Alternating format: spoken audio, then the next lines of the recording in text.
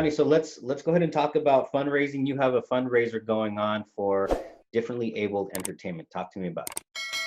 Correct. So we are running a fundraiser on GoFundMe for differently abled entertainment.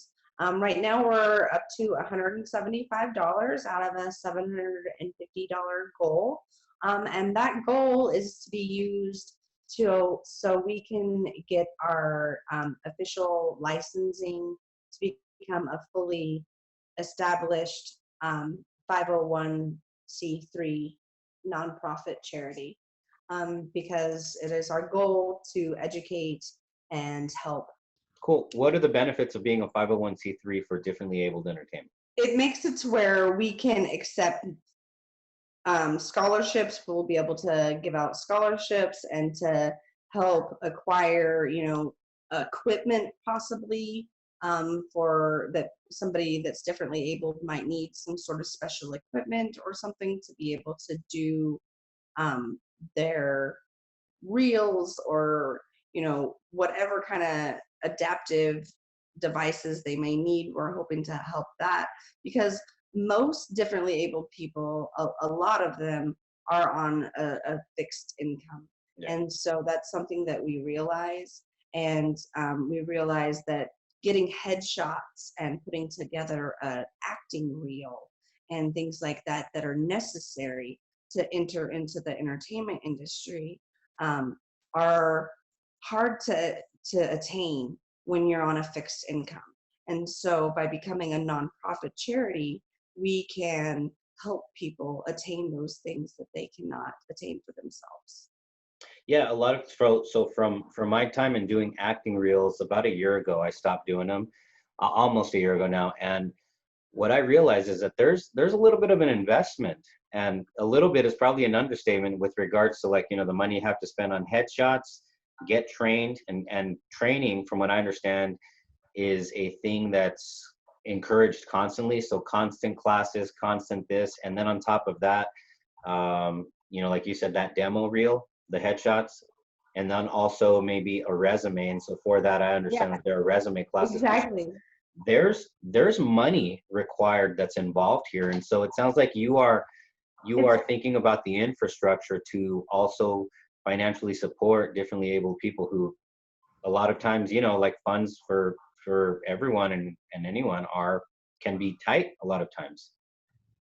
Yes, exactly. That is our goal. And yes, as you mentioned, classes, we're also going to be reaching out to acting coaches to be giving, reduced or scholarships, so people who are differently abled could possibly get their training for free.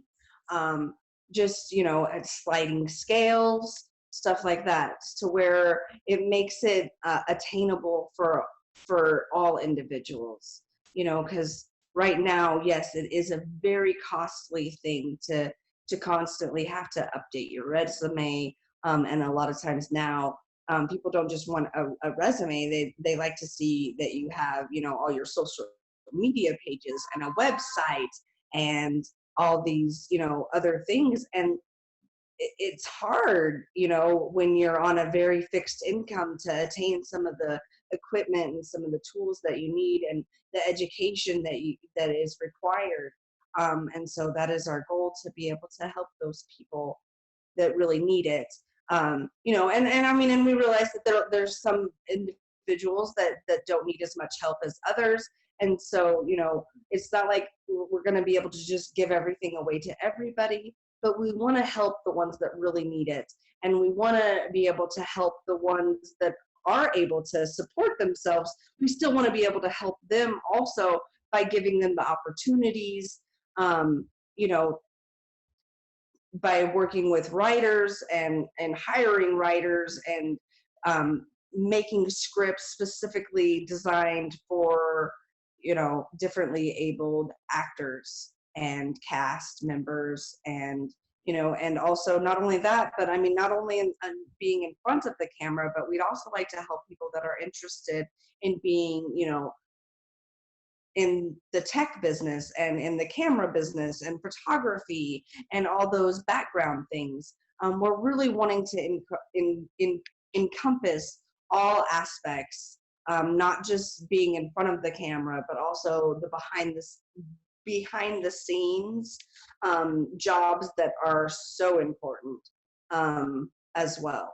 And so that is our hope, is to be able to, anybody, no matter if you're interested in being in front of the camera or behind the camera or even just at the writing desk, we want to work with everybody, and to where we can build a community that is shining a light in this dark little corner that is the differently abled community.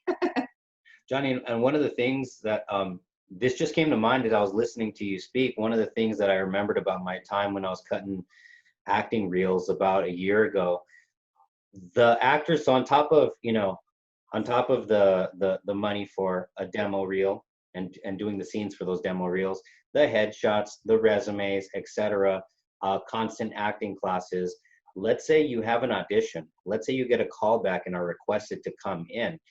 A thing that it should have been common sense, but I never realized it up until about a year ago.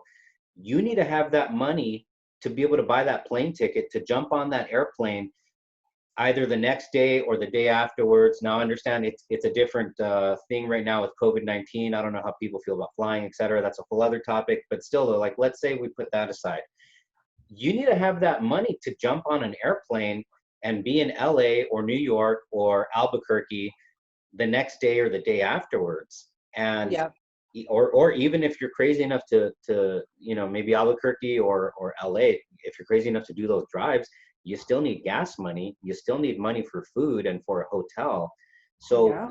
there's a lot of costs associated, and like you said, we're all on very fixed budgets, differently able people, probably more so than everyone else. And so that's so awesome that you're thinking about that infrastructure, not just about the in front of the camera aspect and whatnot, because there's so much money that's required just to establish the basic infrastructure for somebody's acting career or modeling career. Exactly. I mean, it is. It's thousands of dollars normally, Yeah. Easily, for just anybody to get the things, the quote unquote actor's toolbox Yeah. that you need. And then you have these different casting sites now where, like you said, not all auditions are happening, especially with COVID or face to face. They're happening over Zoom. They're happening over these different websites where you can sign up for like a year, and then you have a portfolio on there, and casting directors can look at that, and and you can update it, and but there's like 10 or 20, I don't even know how many of those sites there are available, and each of them are on average of about $100 to $150 a year or whatever, to be able to have people see you, because you have to put yourself out there in order to, you have to expose yourself in order to get the opportunities that you need. But these platforms, it's like everything that you need in order to expose yourself to the industry comes out of pocket. Like, there's always a cost attached to almost everything. And yeah, it's not cheap, and they add up, and you don't even, like you said, you don't even really think about it at first. But yeah, if you do well on a Zoom audition, and then they want you there in person, yeah, you have to be able to be there within a couple days, and you have to have the funds to either drive there, fly there, or do whatever it is to get there. Or basically you put yourself out there, and then you had an opportunity, and then you have to let it go because you don't really have a way to follow through. Well, God bless you, Johnny, for thinking about that infrastructure, because I think a lot of times, I'll speak for myself, definitely.